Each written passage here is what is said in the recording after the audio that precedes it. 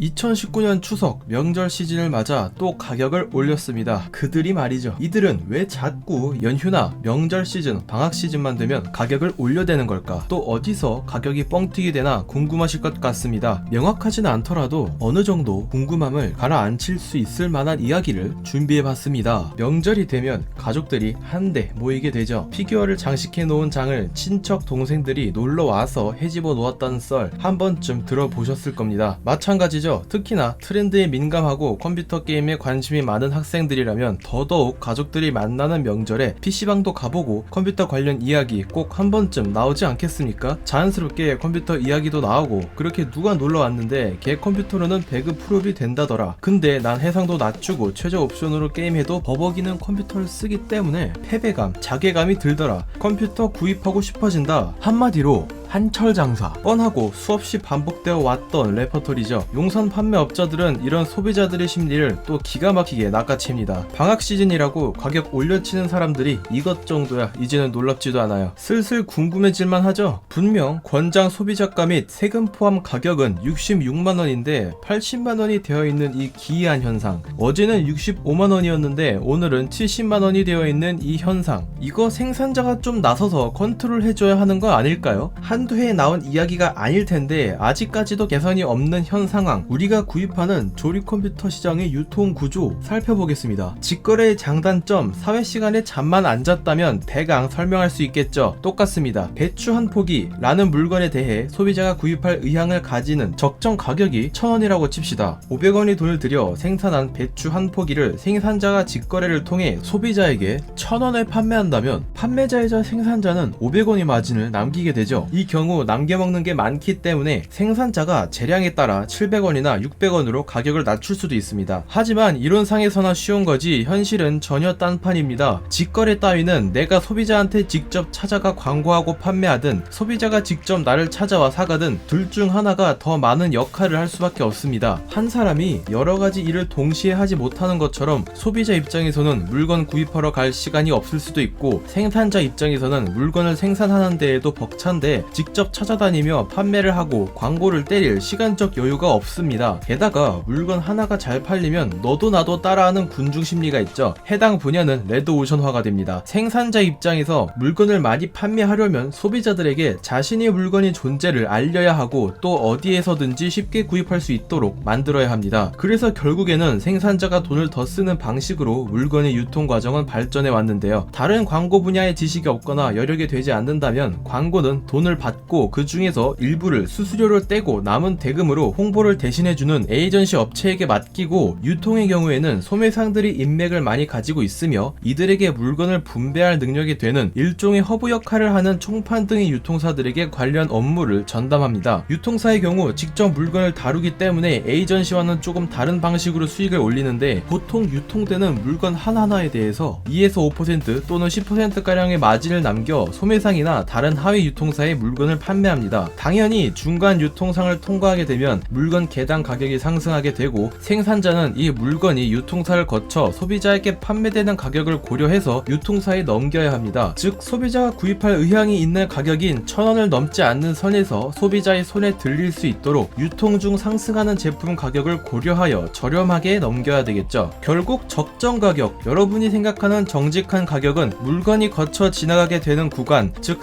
생산자로부터 유통사, 도매 및 소매점까지 모든 사람들이 적당하고 합리적인 수준의 마진을 남겼을 때 가능한 일입니다. 사람들이 다 똑같습니다. 그 중에서 유통과정의 허점을 이용하여 중간에 가격을 지나치게 상승시켜 파는 사람들이 꼭 있습니다. 배추 한 포기를 900원에 가져왔는데 1200원에 팔아치운다거나 말이죠. 이런 양심 없는 중간 상인이나 소매업자가 분명히 어디선가 꼭 나오기 때문에 생산자는 유통사 및 소매업자들에게 자신이 제품을 판매할 때 지켜주었음을 희망하는 일종의 가이드라인을 제시합니다. MSRP라고 불리기도 하며 지시가격이라고 불리기도 하는 그 존재, 바로 권장 소비자 가격입니다. 당연히 이 권장 소비자 가격은 생산자가 제시하기 전에 생산부터 유통 과정을 통해 최종 도착지인 소비자의 손에 쥐어질 때 이 가격으로 팔아도 모두가 이득을 취할 수 있는 환경임을 검증하는 과정을 거치게 됩니다. 문제는 현재 용산 컴퓨터 부품 유통 구조는 권장 소비자 가격, 용산에서는 지시가격으로 주로 불리죠. 이 지시가격이 소비자들이 철저하게 무시당하고 있습니다. 첫 수도관은 깨끗한 물을 흘려 보냈더라도 꼭 중간, 가운데나 끄트머리에 위치한 수도관에서 물이 흐려집니다. 종점에 서 있는 소비자는 물건의 가격 상태를 보고 육두문자를 날리고요. 계속 악순환인 겁니다. 이들은 어째서 비싸게 파는 걸까요? 소비자들은 분명 1,000원이 적정가라고 생각하고 있을 텐데 1,200원에 팔면 당연히 안 팔리지 않을까요? 아닙니다. 팔립니다. 팔리니까 1,200원에 파는 사람이 있는 거예요. 1,000원에 팔던 사람도 1,200원에 파는 사람의 물건이 팔리긴 한다 싶으니까 자신들도 가격을 올리는 거예요. 지금 당장 그래픽카드 시장의 가격이 명절 맞이 떡상한 것이 그 증거입니다. 이 수많은 그래픽카드 브랜드, 수입사도, 유통사도, 도매, 소매업체들도 제각각입니다. 상승률은 제각각이지만 공통점이라면 가격이 갑자기 올랐다는 겁니다. 그럼 생산자가 직접 나서면 되지 않을까요? 물건의 생산업자는 유통 및 도소매 과정 중 일부 몰상식한 사람들이 폭리를 취하는 것에 대해서 왈가왈부하기 힘든 위치에 서 있습니다. 내가 할 수 없는 일을 나 대신해서 부탁하는 거잖아요. 물론 그만큼 물건 판매 과정까지 적당한 수수료를 남길 수 있게 해주지만 결국 관련 업무에 대한 권한을 양도한 것이니 따지기 힘든 위치에 있습니다. 특히나 이 생산자가 해외에 있다면 더욱이 말이죠. 우리나라에서 판매되는 컴퓨터 부품들은 대부분 해외 브랜드이기 때문에 생산국, 수입업체, 유통업체, 도소매업체, 소비자를 지나치는 구조인데요. 대부분의 해외 브랜드들은 수입업체에게 한국 내 유통업체, 도소매업체를 결정할 수 있는 권한을 위임합니다. 수입업체에서 폭리가 취해진다면 수입업체를 바꿔버리면 그만이지만 수입업체가 선택한 유통업체에서 폭리가 취해진다면 생산자 입장에서 직접적인 행동을 취하기는 어렵습니다. 더군다나 소매 단계에서 이런 일이 일어난다면 수입업체는 물론 유통업체도 딱히 손을 쓰기 어려운 게 현실입니다. 결국 피해는 소비자와 생산자 양 사이드에 있는 사람들이 보게 되는 거고요. 해외 업체들은 그 중에서도 중소업체일수록 유통시장에 일절 손대지 않는 업체일수록 이런 상황에 매우 취약해집니다. 대신 한국 내에 지사를 두는 경우가 많지만 지사 입장에서도 손을 쓸 방법이 많지는 않습니다. 영향력이 크면 얼마나 크다고요? 지사가 하는 일은 본사의 정책 전달 및 모니터링, 수입업체 관리 정도에 그칩니다. 중간에서 마진을 오지게 남겨먹는 용산업체들은 이렇게 말합니다. 꼬면 아시죠? 팔지 마세요. 생산자 또는 생산자를 대변하는 지사 입장에서는 어찌 보면 의리 입장에 서 있는 걸지도 모릅니다. 절이 싫으면 중이 떠나라고 이 사람들이 방식이 마음에 들지 않는다면 생산자가 직접 모든 일을 처리해야 할 텐데 이들이 얼마나 돈이 많고 돈을 많이 벌겠다고 삼성전자처럼 삼성전자 판매 같은 판매 전문 계열사를 만들어 둘 수는 없는 노릇이죠. 결국은 소비자가 나서야 하는 수밖에 없습니다. 또 다른 대체제를 발굴해내는 등 물건에 대한 수요가 없다면 자연스레 재고가 늘어나고 결국 가격이 떨어지게 될 테죠. 하지만 모든 사람들이 내 마음 같지는 않겠죠. 당장 컴퓨터가 급하게 필요해 겨자 먹으며 눈탱이 맞는 사람, 비싸더라도 구입할 의향이 있는 사람들은 분명히 있습니다. 대부분의 전자제품들이 그렇듯 얼리 어답터를 겨냥한 출시 초기 한돈만 걸려라 전략처럼 생산자가 완전히 컨트롤이 불가능하다면 변수를 제어할 수 없는 소비자들이 있다면 결국 또다시 원점에 가까워지겠지만 우리 소비자들도 한 명 한 명이 단합이 되어 행동한다면 이 역시 장기적으로 무시할 수 없는 힘을 가지게 되지 않을까라는 생각을 조심스레 가져봅니다. 오늘 이야기는 여기까지입니다. 긴 영상 끝까지 시청해주셔서 감사드립니다. 여러분들의 의견은 어떠신가요?